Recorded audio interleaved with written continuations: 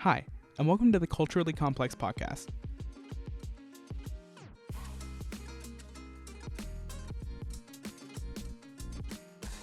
I'm your host here at Culturally Complex, Sam Musgrave. I was adopted from Guatemala at 8 months old and raised in eastern Kentucky.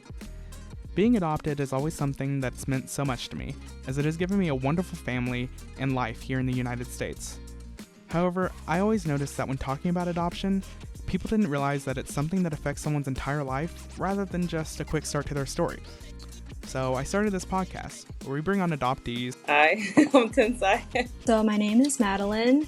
So today we have a very special guest, Julia Smalls, to talk about their stories and experience with adoption. I was born in Ethiopia. I was born in Hunan, China. My brother adjusted much better than I did because he was like 6-7 years old when he came. And so I just had a harder time making friends for a while. And it took me probably 2 years maybe before I started settling.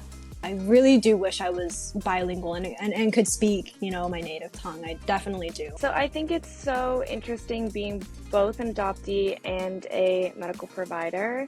I just thought it was so striking that we ask so many questions and delve deep into the research of how all of these other social things can influence your health and your outcomes, but no one ever talks about what it's like to be adopted or what it's like to not have your family medical history in general. Adoptees can hear about ways to navigate their own identity. I felt like I was alone for the longest time. It only helped me more when I found a solid group of people. I understand that it might be hard to find people with a similar background, but I was getting resources like online resources, different support groups I could talk to online, podcasts like this that focus on that.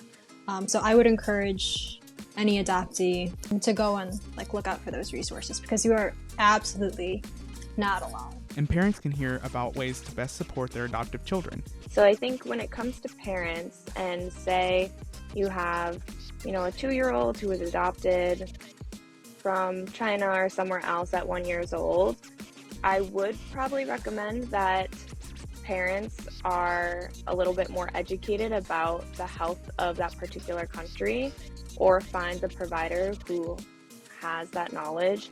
We hope to bring awareness to all these topics to all who consider adoption in the future. So sit down, relax, and listen in on the conversation.